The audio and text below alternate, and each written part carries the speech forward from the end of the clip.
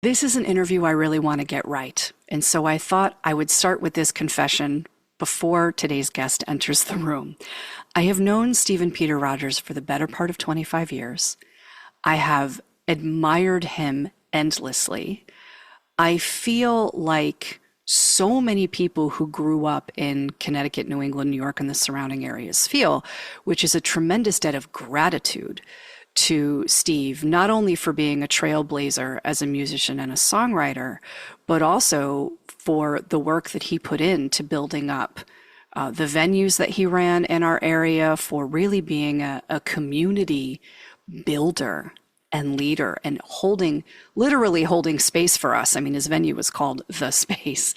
And every time I talk to Steve, I experience him to be a beacon of light and grace in this world. And I just want to make sure that I can provide that type of conversation for all of you to witness. And I know it will probably be a little bit different because Steve and I will both be aware that this is being recorded and filmed and shared, and we have so much to talk about in a short period of time. So I just wanted to get out the sort of nerves that I have. I feel like this, conversations with Steve are a very sacred thing, and the opportunity to share him with those of you who don't know Steve yet is feeling quite grand. So without further ado, we're going to dive in. I'm going to introduce you to my friend Steve, the illustrious, prolific, innovative, and really, really authentically brilliant Stephen Peter Rodgers. It's the end of November and it's cold outside. The snapdragon's milkweed and roses just die.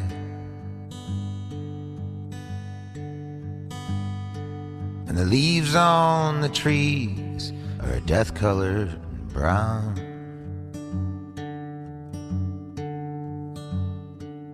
Winter is coming and she'll carry her crown. Well, welcome to Chartless. I am Melissa Mulligan. My guest today is the prolific and lovely Stephen Peter Rodgers. I kind of gave you all a little preamble before I let Steve into the room here, so you know that I'm very excited to have this conversation. Steve, how are we feeling today? Good morning. Hey, we're feeling great. The weather, by the time you guys see this, the weather will hopefully be much warmer than it is today, which is like 0 or less than 0. We shall see. Yeah, we can only hope it's at least a little better than this, but really apt new single title, Winter is Coming. Winter is here. Winter has arrived.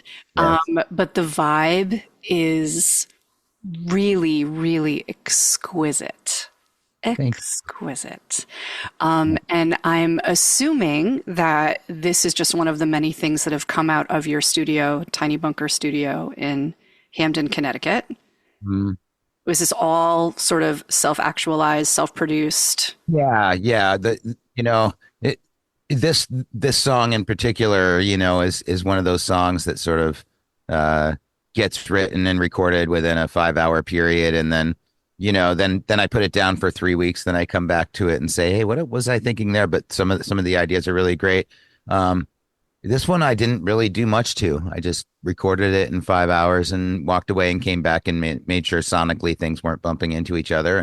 I don't, it was sort of like right after my daughter. I wrote it right after my daughter got married, and I was stuck waiting for a guy who was 2 hours late for something. And so I was pacing up and down in front of my house, waiting for this guy to come buy a dumb guitar from, Facebook Marketplace or something. And I just started writing and getting lost in my notepad. And we had a really late, long lasting, warm sort of summer fall this year. And so we still had flowers on vines and stuff, up until the end of November when it started to get cold, really. And now it's payback time, of course, now that we're in the middle of January. But yeah, I just, I wrote I wrote down all of this stuff as I was pacing around and ended up in my studio until midnight that night and just finished it up. Yeah. Do you find that it is easier for you now that you're a more experienced songwriter and you are your own, really your own self contained studio? Because it's relatively new ish, right, for your career. Last Yeah. like 5, 6 years, maybe that you've been, completely at the helm. I started really the people I first started recording were in 2021, so it hasn't been that long, and I've sort of soaked in everything as fast as I can. But at the end of the day, I'm never going to be sort of like one of these, you know, wizard Steve Albini kind of producers. I go with feel. I make sure that I know the things that I know, and that I need to know in order to get good sounds, on tape and try to get, the best sound I can for the artist. And from a technical standpoint, that stuff, I can always learn more, and I do every day. However, what I think my strong point is more is the ability, especially with younger, newer songwriters or people, in their career to sort of like, guide them to help find their voice a little bit. I feel like that's kind of like part of my a mission. Well, I mean, I think that speaks to your entire biography. And by the way, if you ever want someone to ghostwrite your memoir with you, I raise my hand humbly because I love your story so much. But I was wondering, do you find it's easier or more difficult now when you're recording yourself to go by feel and to trust your instincts? Or do you get in your head because you know that you could futz with it forever? So yeah, I guess I have sort of an untold rule with myself that I just need to go in and lay it down as it is, put it down for a few days and come back and listen to it. And then, I'm my own worst critic most of the time. So that lyric's totally trite, rip it out. You know what I mean? Or like, that melody's already like three other things, Rodgers. You know what I mean? Like I have dialogue with myself, but when I'm actually doing it for the first time, I just want to put whatever I have down, and with no holds barred. I had a vocal coach actually for a while when I had voice troubles and lost my voice actually at one time, and she was, sort of like part of my ENT team that helped me do my vocal surgery and recovery. And she told me to just fast journal and never think what I'm, never think it out. So just write, whatever comes to your mind, and don't stop. Write 3 pages straight, and don't edit yourself on the way. And some of the most interesting things that I go back and look at are at times when I've like sort of followed that rule. And yeah, I mean, that's an interesting thing for a voice coach to, or a vocal therapist or whatever to do. But that really helped me through a time as well when I I love didn't that. have my voice to rely on. Yes. Well, I mean, speaking on behalf of all vocal coaches, thank you for highlighting the fact that we often do have to know a lot about the physiology around using your voice. And it's about so much more. There's so much psychosomatic stuff that happens between feeling comfortable and confident and free to express and the body's ability to do what it needs to do to allow you to speak. And so I also sometimes have artists do a lot of journaling and writing because often what we don't want to say, or we're editing so much, right? We're editing before we open our mouths or before we sing. We're worried about the critic or whatever, that it can literally cause a lot of tension and irritation and pain in the body before we're expressing. So yeah, I love that. It's a whole healing journey, right? And to have to be silent on top of it is a whole other Yeah, soul I had searching to thing. like it was like you had to be absolutely quiet for like a month after surgery, and that was really challenging for me, just because my voice had sort of like been the loudest thing in the room for a really long time sometimes, and but it actually changed who I am even inside, losing something that you use every day that's also like a gift, and now it's gone. and is it going to come back, and all those things that go through someone's mind who's been through that. And a vocal coach, also has to be a really good therapist, like all day long. Oh, yeah. Yeah. You never go to work without tissues Yeah. available. Yep. Yeah. It goes for record producers as well. Yes, I know. Listen, I always cry when I'm working with a producer. Stuff always comes up. Yeah. Oh, wow. The idea of any human, right, potentially losing their voice is one thing, but also when it's something that maybe you actually kind of love about yourself, and feel like this is not only my livelihood, but my calling in life is to use my voice, to sing, to lift others up. I mean, if I were to describe you in 3 words, it would be creative, kind, and service. Like I see you as someone who steps into a room and immediately, intuitively knows, not just tries to figure out how to be helpful, but I experience you as somebody who enters a space and a knowledge drops in of how you can be of service. And I think that's close to it, right? is You got is that how you feel? for Yeah. sure. And in context of all things that I do too, whether I'm in the studio or part of my spiritual community, I do a lot of like, the tech and lead the music and that sort of stuff. And it's really rewarding, and it's somewhere I can go without fail once a week, you know what I mean, and get that centering, and also try to give that centering there. I think that just oozes out of you. I think that is just your whole vibe, and why probably everyone in your communities would do anything for you. You just mentioned the name Steve Rodgers and everyone's like, what do you need? Of course I'll show up. Of course I'll be a part of this.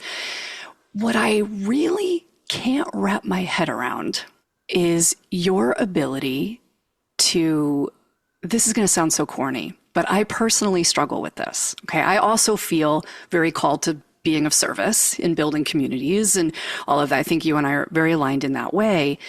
But how do you also do it for yourself? How do you also really give? So I'm going to try not to cry, but how do you also give so purely to your own art while also being so present for others and just being of service with communities at large, macro, micro, your family? How do you still tap into that and give to that so freely, so often? I mean, you can't give out creative output without having lots of input.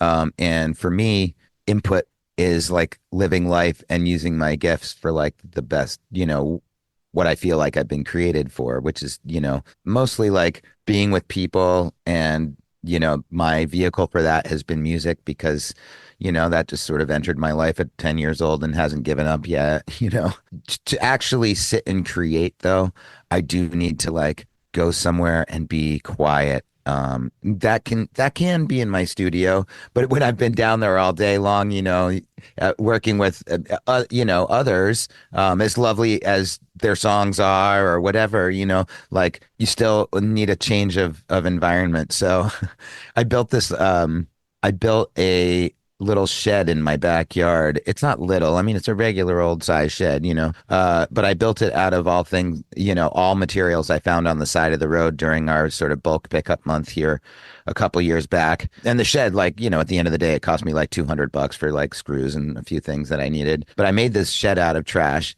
and it's totally dry, and it still is. And I was just out there a few minutes ago, making sure my dogs were safe in the yard and everything. And I build fairy houses in there. So when I've been in the studio all day and I need to go and be quiet, I go out, there's birds everywhere, flying everywhere. And, we've curated our bird flock over, very well over the last 20 years in one place. But I get quiet in there, and sometimes that can lead to writing, and I have I have the worst guitar ever made in there. It's like a first act baby, gets like this big, but I can but I can like, strum out some ideas in there. I don't want to leave a real guitar in a shed where there's 0-degree weather, but sometimes I'll hammer out ideas just while watching birds and being in quiet. You you say these sentences like they're the most normal thing. I love it. You're like, so yeah, I built the shed out of trash and I built fairy houses in there and we've curated our bird flock. Like, I yeah, mean, it's just I, life. It's just normal. I guess I mean that is the thing. I mean that is actually my life. You said something very wise just now, which is if you're giving a lot, you also need to be able to take a lot in, to take inspiration in. And I would imagine also if you're giving a lot of energy, you have to be willing to receive other Absolutely. people's energy. I do experience you to be someone who's very graceful with that. And I learn a lot from you watching that unfold.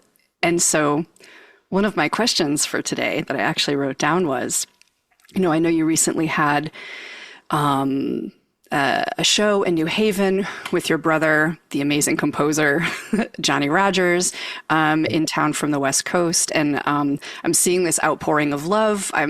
Sadly, I wasn't able to get there for it, but I'm seeing this outpouring of love on social media for this show and for you both.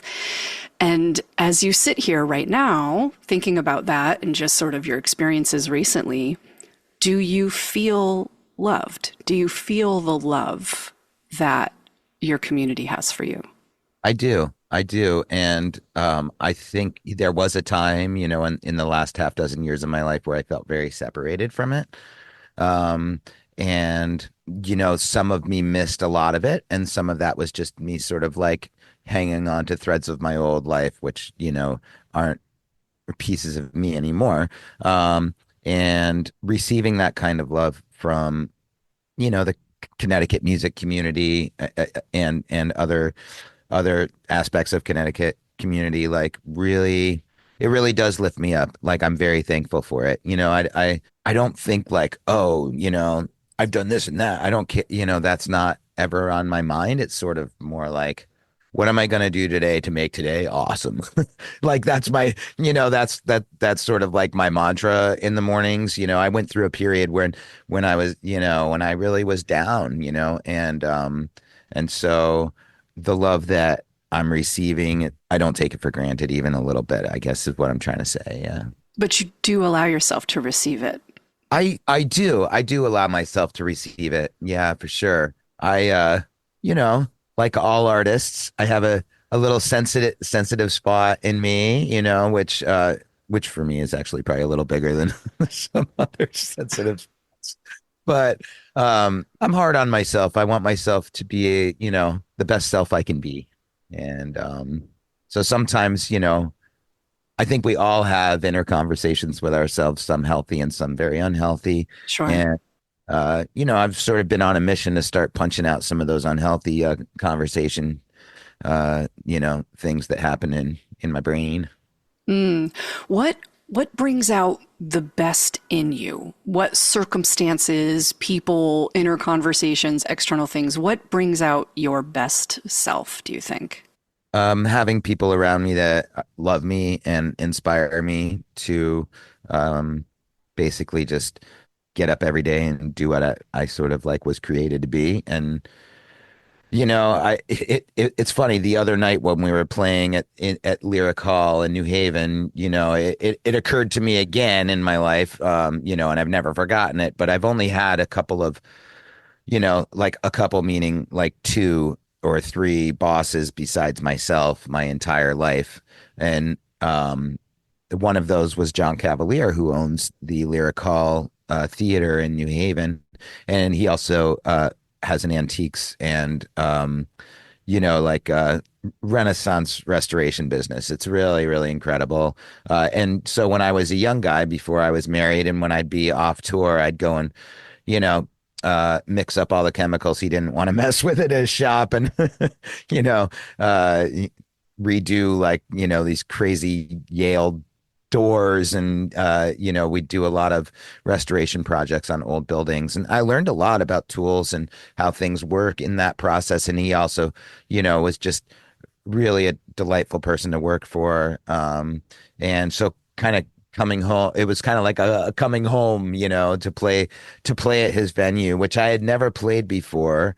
They really started ramping up at the same time when I was opening, the over 21 side of my venue complex down there, and in Hamden, and doing you know, opening a 300 cap venue with a craft beer bar and a restaurant. And, I basically slept for about 4 hours a night. And the rest of the time was just, the captain of the ship. Yeah. And there were some accomplishments that came out of that, but I wasn't able to slow down enough to really feel the love of the people around me that really cared about me most, sort of So driven by the routine.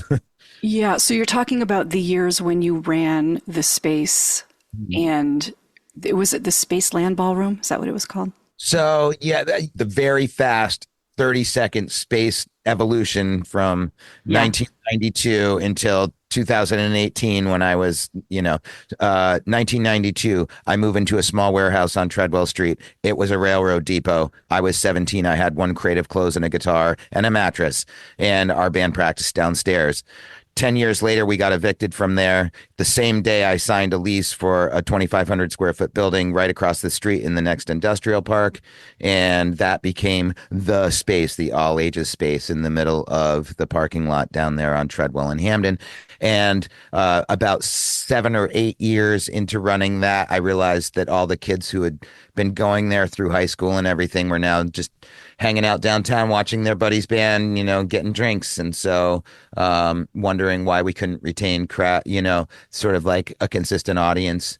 I addressed that by opening a side with a small 80 capacity club, and a craft beer bar, and then that expanded into a 300 capacity venue in the back, and that was called the Outer Space and Spaceland Ballroom. But then we got sued for that name, so it was just called the Ballroom at the Outer Space, and now it's Space Ballroom under new ownership. And that was more than 30 seconds. Sorry.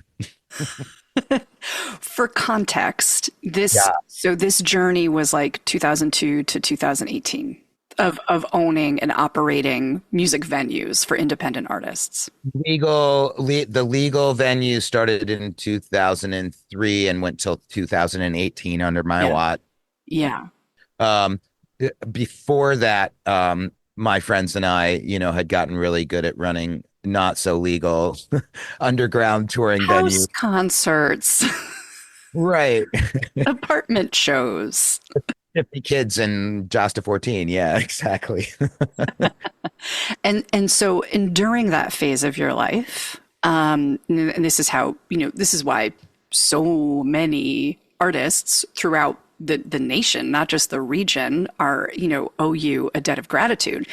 But you're saying that during those years, it was very little sleep and maybe not being able to feel the love, even from the people closest to you, because of the burnout, and also not being in an artist's headspace predominantly. I would imagine must have been difficult to balance. Correct. I mean, when I only had the one venue, just the all ages venue, the space, it was really only open on Fridays, Saturdays, and like a midweek open mic. And then there were rehearsals the rest of the nights of the week. And so I'd go let bands in, and then I'd come home and work on my miniatures or music. And, when I only had the space, Mighty Purple still released 2 albums during that first Albums I love. Yeah. Thanks. Yeah, during that time when the space was open, I opened the space in April of 2003, released a record in October 2003 with my brother and the band, and bought a house in November of 2003, and then went on tour for all 2004 with 2 cell phones in my hands, trying to run a all ages venue that I had just opened a year. I mean, it was bonkers. Eventually it was kind of like, okay, if I'm going to make this thing happen, I have to stay closer to the fold. So touring slowed down for me. And then once I opened like the restaurant side and all of this stuff, I just had big britches, I think. And, and I really wanted like the music community to have this place that just felt like coming home, even if you were a touring musician, because I toured for so many years, the venues where I walked into in, Greensboro, North Carolina, that made me feel at home, were places that I wanted to return to all the time and where I wanted to explore that community, and I wanted to make that a home away from home for musicians or kids down the street who didn't really have like the greatest home thing.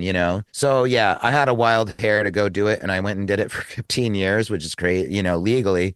And the underground ones before that were super cool too. I mean, if I got the right bunch of music folks around here, we could probably tell some pretty cool stories about those and ways in which, bands used to just go support each other. I mean, you couldn't just like live stream a show on your phone or be like, who's playing tonight? I want to just order in. You know what I mean? We didn't have this. If you wanted to find friends and community and music, you had to go out and look for it. And I think back in those times is when I started the venues. And so I always held on to that ethic of, no, it's not about interacting on some screen. It's interacting with each other face to face, real time, figuring out who each other are. That's what's up, I guess. Yeah.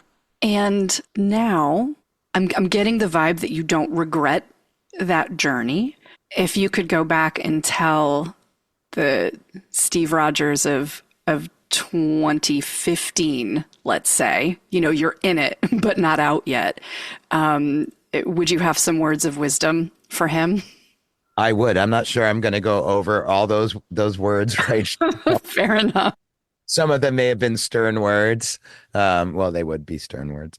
But, I see it all the time with musicians who also have a business-minded thing. You can go so hard and so hard at going to achieve that thing that you want so badly, whether that's performing on stage or having a venue or, being the greatest booking agent of all time or, and still a musician or whatever it is, if you're creative and you're going for something, that does require you navigate through fields of business, ups and downs. The one word I would have said to myself is you got to go home and breathe once in a while, and you have to spend time with with people that really lift you up, and slow down to do that, and yeah, I was like, one of those little hamsters on the wheel that just sort of like the wheel never stopped. I never got off. Once in a while for a few hours, or a few days, once a year or something, we'd go away for a week with the family, and it would take me 2 or 3 days to sort of like dial down and stop getting as many calls and, all that stuff. And then have a couple of like glorious days, and then this sort of like dread of going back into the cave, you know what I mean? Of like, all the things that crept up while you were away. But on the other end of it, the 15 years I spent at the Spaces was a completely rewarding and wonderful time where I met some people that I'll know for the rest of my life, Yeah. And where a lot of people, including myself, got a lot of opportunities that may not have happened if it hadn't have been there. So Yeah, yeah. 100%. I could name you probably 12 artists right now who say that to me whenever your name comes up. If it weren't for Steve, I don't even know if he knows who I am. But if it weren't for Steve, I wouldn't have had this opportunity. Speaking of which, I'm curious if you remember this. Do you remember recommending that Fuzz from Caravan of Thieves and Deep Banana Blackout, for those of you who don't know Fuzz just by first name, do you remember recommending that Fuzz reach out to me just because I think what got back to me was you said to him something like, if you don't know Melissa Mulligan, you probably should, because you guys are both connectors and very community oriented, and you should probably just get connected. Do you ever remember doing that? Golly, if it happened before 2018, I'm a little fuzzy. It did. It did. It would have been in probably 2009. Okay. And at the time, I had been running that radio show on WPKN with Suzanne Vick, the Songwriter Circle. And so that might have been the context where it came up, because I know I had you and Johnny on, doing Mighty Purple things. And maybe it was because Fuzz and Carrie were, launching their thing. I don't remember, but you had recommended to him that he reach out. So I got this phone call from Fuzz, whom I don't know. And it, of course, Fuzz is so lovely and Carrie, so great. So it started this great conversation. And then I did some duo shows with Bill Blue and we would do shows together, and it, create a little bit of a friendship there. And later that year, the owner of Chef's Table in Fairfield asked Fuzz, he said, listen, there's a group of teens that need a really good vocal coach. Do you know anybody? And Fuzz said, doesn't Melissa Mulligan teach voice? And Rich, the owner of Chef's, was like, oh, I love her. She comes in, she plays. I didn't know that she taught. That's great. That's awesome. That is how I met Mike Mangini, because it was the project that Mike was working on. Grammy-winning, platinum-selling Mike Mangini, fresh off working with the Jonas Brothers. That is how I met Mike, and that was the beginning of my entryway into doing like recording artists, signed recording artists, tour prep, and vocal production. So when I teach networking in my mastermind programs, I tell that story about you. Really? Yes. Wow. Yeah. Wow. And it was probably just something in the moment for me where I was like, oh, you got to call Melissa. You know what I mean? Wild. Huh. Yeah, it probably just came up in passing. I could just imagine you mentioning me because we were on the radio show together or whatever. Or Johnny, your brother and I taught side by side at the Little Red School in Stratford for a minute or two, I think kind of in that era. And so it must have just come up, and Fuzz was probably like, I don't know who that is. And you were probably like, oh, why not? But there's so many lessons in that, right? Just about, it's not about who you know, it's about who you're known to be, who people experience you to be. Because you were not saying, nor was I connected, you were not saying to Fuzz, like, she'll hook you up with gigs and money and blah, blah. It was just like, you'd probably love the experience of getting connected to this person. I was probably like, you guys will love each other. Have a great time. That's my usual way, I think. Yeah. Yeah. But so many beautiful, beautiful connections and relationships, I think, have flown through you without you having any knowledge, you just purely being you.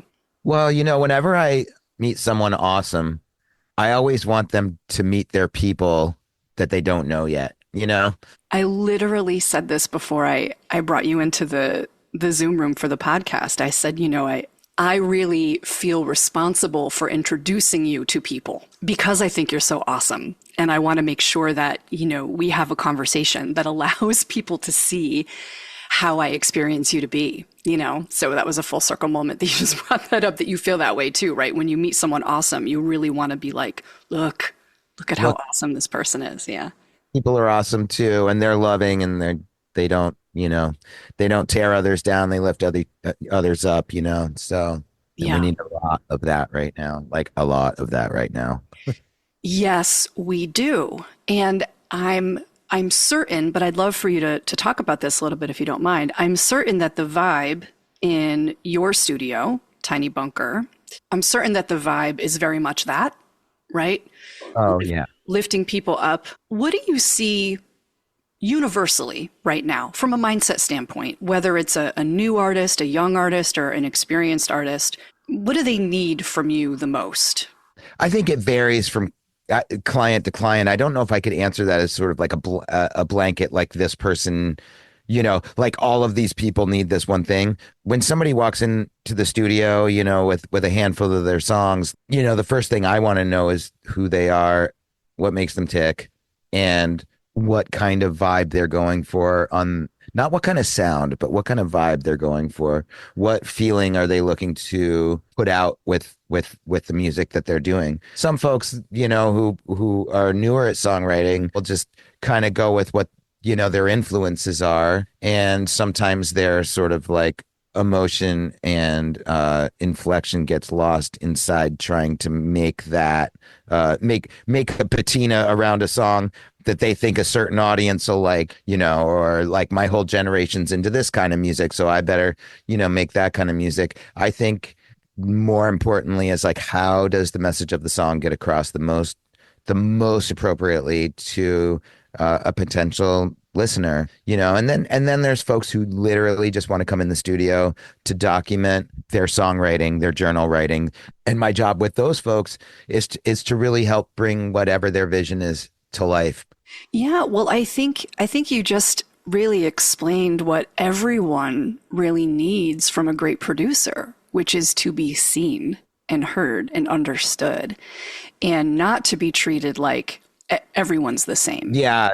Yeah. Kind of like, who are you, and why are you here? Like, what is the scope of this project? What is your internal desire for Yeah. this project? And then is it fitting into a career goal or not? Because it doesn't have to. Yeah, exactly. People Yeah. can just do music for fun. There's so many different reasons people do music, just because I've been a career-minded musician since I was like, what, 12 years old or something, doesn't mean that it's less valid for somebody who is just beginning to think about a career or is just doing it because they want to document it for their friends and family. I love that. And I totally relate to that as a vocal coach, and also as like a music career roadmapper. People will often come to me and say, well, I'm just like everyone else. I want to make a full-time living in music. I'm just like everyone else. And I'm like, ooh, y'all are individualized as much as snowflakes or thumbprints in my mind. I really want to understand not only what that means to you, what business models are you interested in, whether it's touring or passive income, in your unicorn jumping over the rainbow version of it, what would it mean? And then also, yeah, and let's talk about what you value as a human being. And that's where things really get interesting, because people will say, well, I really value my family, or I want to have a family. And that's why touring isn't on my roadmap, because I'm worried that I can't do both, right? And then we start to unravel the inner blocks that are keeping people from investing in a producer, or investing in learning how to produce themselves, or really even going for it, because they can only see what they see on TikTok or television, and then what they know in their hearts they want their lives to be like. And if they can't marry the two, there's often these roadblocks. And regret down the road a lot of the time that they didn't, okay, I did the whole family thing, but I put my music career aside, and, I feel like I'm now just getting back to it after my kids have grown, or, like that kind of thing. I hear a lot of regret from folks. And then I hear a lot of folks that, when they come in, they've done it, and they've been there, and they want to kind of like figure out that settle in that peace and that family, life, because they haven't experienced it, because they've been sleeping in Motel 6s for the last, 7, 8 years. Yeah. And it is so different now. I mean, artists that I work with who are in their teens and 20s, what they call a tour is often 6 days out and 2 months back. Yeah. Because there is the you can have that online build, and online monetization, and online connection with your fans. You do not need to just be in person with people in order to grow your business. So yeah, I guess, now we're coaching people listening about, really. I could do that all day. So, Yeah, I know. Just like, not holding yourself back, and really getting into the weeds of where there is a human being with a dream, there is a way to walk towards that. Okay, and a shout out to Nancira Wolf. You all should look her up. Nancira Music, I believe, is her handle. I had a lovely road mapping call with her last week, and I said, what do you want to do today? And she said, I want to work on connecting the dreams to the work. And I was just like, that is my calling. Like, that is literally what I love talking about the most. But no one had ever put it exactly that way. But just because she didn't know how, didn't mean she wasn't going to do it. And that's what I love. And sometimes the work that you get fits into the dream, but looks different than the work that you thought you were going to get too. Sure. Yeah. You come up with this plan of like, this is how I'm going to get it, and this is how I'm going to connect it all. And then while you're doing all of this work, sometimes this lovely thing just shows up. What's next for you, do you think? Well, I have some really exciting projects coming up in the studio, but that's sort of just like, that's sort of ongoing. I'm going to be releasing, some more music this year. I decided not to do like a album release thing right away here. Maybe I'll do that if the time is right. But at this point, it's like CDs are more like a souvenir item at a show rather than somebody is going to go home and listen to it. I mean, although I still do sell between 1 and 5 CDs at every show, and I guess people still have CD players. I mean, I do in my beat up old car.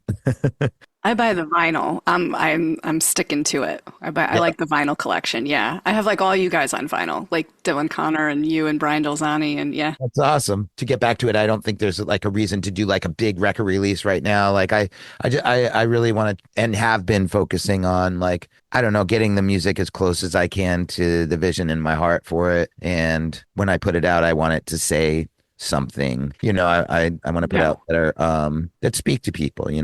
Yes. Where can people get in touch with you directly? What's the best way? If someone wants to just follow your journey, hear from you directly when you're releasing music, or even reach out to work with you remotely or in person at Tiny Bunker Studios, where should they get in touch with you? Through my website is the best way, which is like almost complete. So, but there's an email address on there and that sort of thing.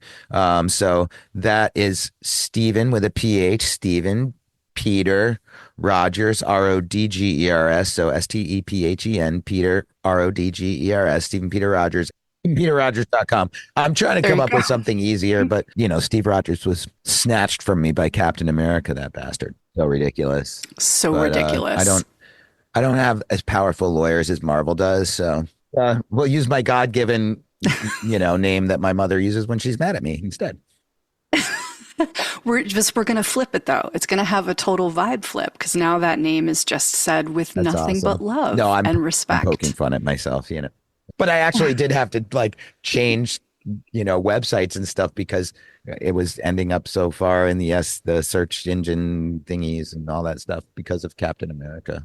Yeah, you look up Steve Rogers music and you're getting like Marvel scores and Yeah. themes and stuff like And that. Yeah. Steve Rogers, who's like Paul Rogers from Bad Company's son, has also had like this sort of songwriter, presence the internet since the day the internet was born.